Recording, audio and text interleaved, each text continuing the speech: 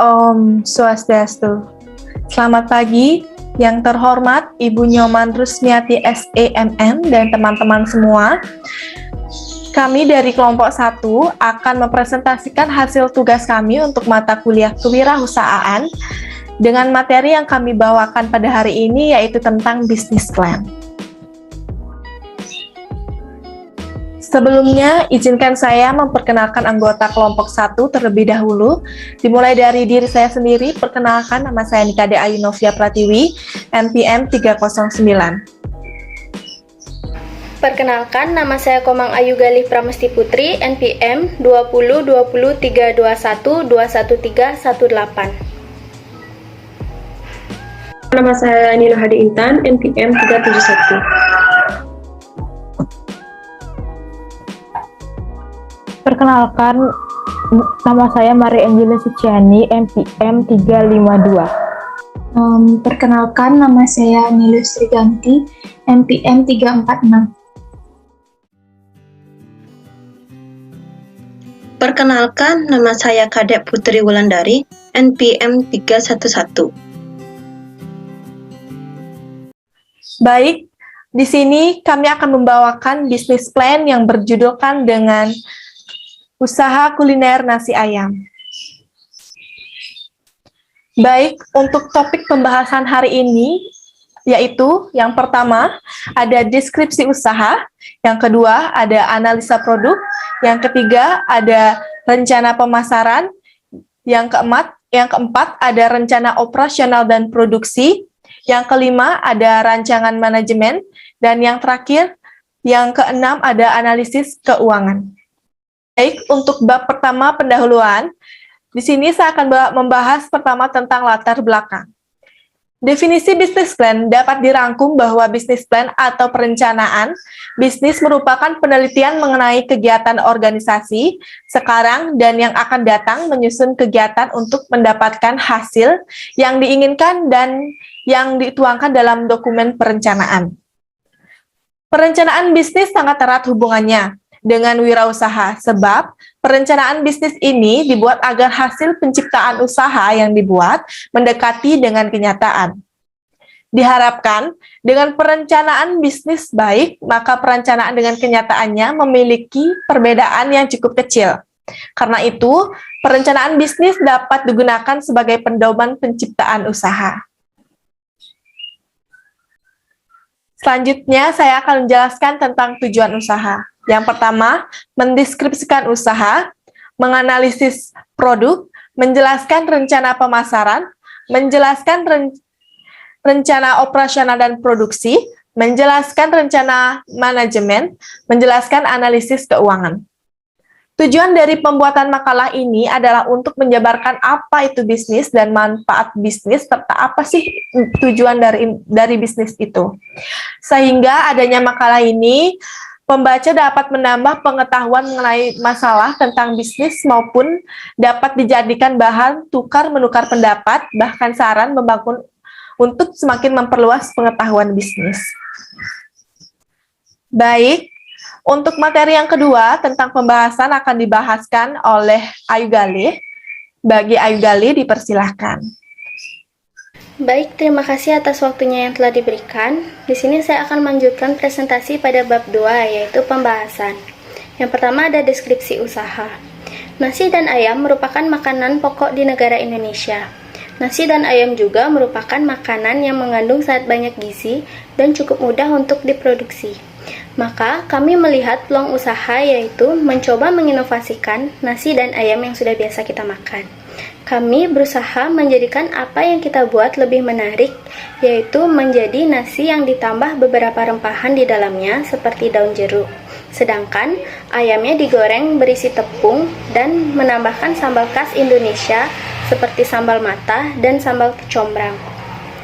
Untuk memproduksi nasi, bahan-bahan yang dibutuhkan berupa beras biasa atau beras merah dengan bumbu rempah rahasia. Sedangkan ayamnya dibutuhkan yaitu ayam yang segar, tepung dan resep rempah yang rahasia. Nasi ayam merupakan makanan potensial penghasil protein yang sangat populer dan kami berjanji bahwa Nasi ayam akan dikenal di seluruh pelosok negeri.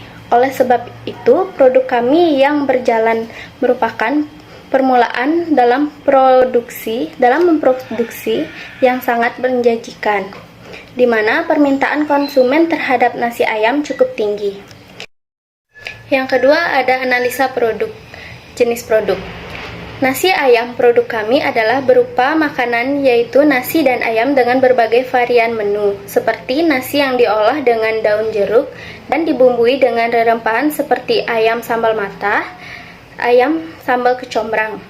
Adapun harga yang kami rancang terbagi menjadi 7 macam, yaitu yang pertama ada nasi ayam original ditambah dengan es teh seharga 25.000, yang kedua nasi ayam sambal matah ditambah dengan es teh seharga 30.000, yang ketiga nasi ayam sambal matah kecombrang ditambah dengan es teh seharga 30.000, yang keempat ada nasi ayam original tanpa minum seharga 22.000, yang kelima nasi sambal matah sambal kecombrang tanpa minum seharga 28.000, yang keenam es teh seharga 5.000. Produk kami tersebut ada kemungkinan mengalami perubahan, pertambahan maupun pengurangan sesuai dengan permintaan pasar. Presentasi dilanjutkan oleh Ade Intan. Baik, untuk materi selanjutnya akan disampaikan oleh Ade Intan. Bagi Ade Intan, dipersilahkan. Baik, terima kasih. Di sini saya akan melanjutkan yaitu nama produk Wenak Nampol, keunggulan perut kenyang, dompet aman, hati pun senang. Selanjutnya yaitu rencana pemasaran. Target konsumen dalam menjalankan usaha ini, target pembelian kami yaitu mencakup semua kalangan masyarakat, yaitu baik kalangan bawah, kalangan menengah, dan kalangan atas. Dari semua kalangan tersebut, sebagian besar mampu untuk membeli produk yang kami tawarkan, maka harga yang kami berikan pun cukup terjangkau untuk semua kalangan. Harga yang kami berikan yaitu 25.000 per pieces. Selanjutnya yaitu wilayah pemasaran. Wilayah pemasaran yaitu yang kami ambil yaitu daerah Canggu karena suasana yang mendukung dan adanya pariwisata yang serta langsung mempengaruhi pengoperasian bisnis ini. Baik, untuk materi selanjutnya akan dibahas atau disampaikan oleh Maria Angelin. Bagi Maria Angelin, dipersilahkan. Di sini saya akan melanjutkan presentasi dari teman saya. Yang selanjutnya ada rencana operasional dan produksi. Untuk memperkenalkan nasi ayam ini kepada masyarakat dilakukan dengan promosi melalui media sosial maupun brosur dan dari mulut ke mulut. Mengembangkan produk, menjaga kualitas produk, menjaga kualitas bahan baku, serta melatih pegawai untuk mempertahankan kualitas dari produk. Yang selanjutnya ada lokasi produk.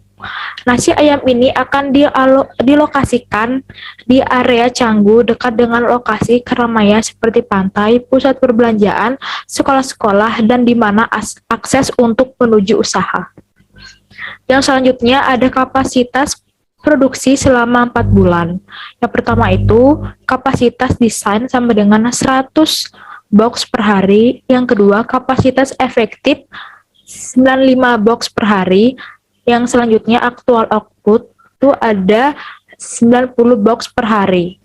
Yang selanjutnya efisiensi itu output aktual atau kapasitas efektif dikali 100. Yang kedua efisiensi sama dengan 90 atau 95 dikali 100 dan hasilnya menjadi 94,7%.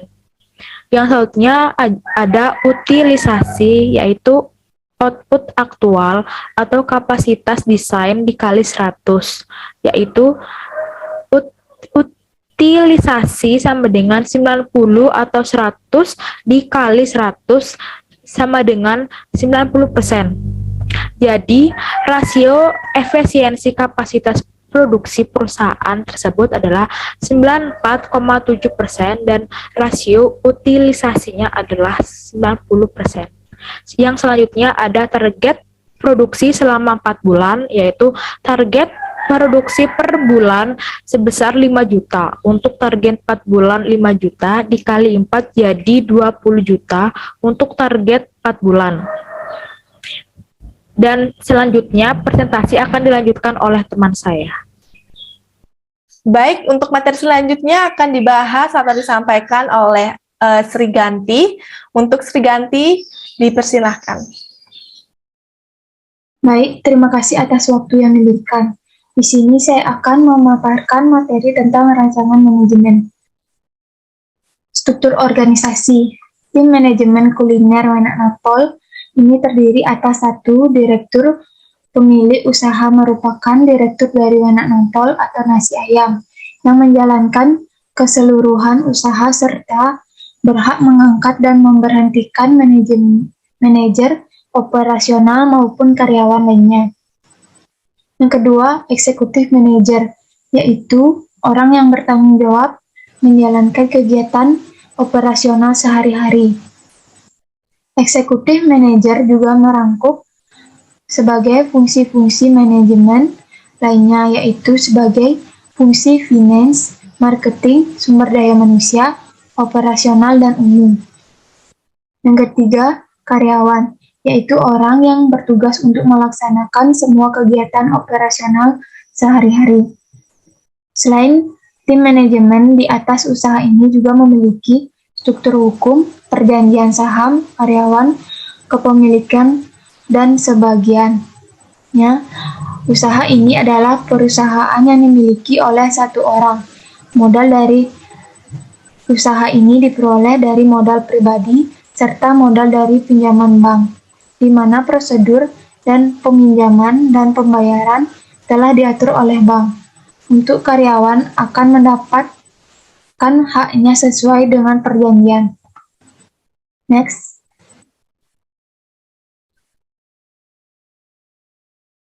Analisa keuangan. Modal awal. Bagi pelaku usaha, penting bagi kita untuk memperhitungkan modal awal yang akan kita gunakan untuk memulai kegiatan bisnis atau usaha yang akan kita jalankan. Karena modal ialah salah satu aspek penting dalam memulai bisnis atau usaha yang akan kita jalankan. Adapun modal awal sebagai berikut. Not dapat digunakan dalam jangka waktu panjang. Yang pertama, ruko. Jumlah 1 unit seharga 10 juta rupiah, jumlah satuan 10 juta rupiah. Yang kedua, penggorengan. Jumlah 1 unit seharga 500.000, jumlah satuan 500.000. Yang ketiga, kompor gas. Jumlah 1 unit seharga 1.300.000, jumlah satuan 1.300.000. Yang keempat, talenan. Jumlah 2 buah seharga 15.000, jumlah satuan 30.000. Yang kelima, pisau 2 buah seharga 25.000, jumlah satuan 50.000. Yang keenam, tabung gas, jumlah 1 buah seharga 100.000, jumlah satuan 100.000. Yang ketujuh, serbet, jumlah 5 buah seharga 5.000, jumlah satuan 25.000. Yang kedelapan, gelas minuman, jumlah 1 lusin seharga 2.000, jumlah satuan 24.000. Yang kesembilan, kotak sampah, jumlah 2 buah seharga 30.000, jumlah satuan 60.000. Yang ke-10, listrik, air, dan lain-lain, jumlah satuan 250.000. Yang ke-11, merek, usaha atau banner, jumlah 2 meter, jumlah satuan 100.000. Yang terakhir, box dan tempat makanan, jumlah 1 buah, seharga 50.000, jumlah satuan 50.000. Jadi, total modal awalnya seharga 26.475.000. Not, dalam jangka waktu pendek maksimal 3-7 hari.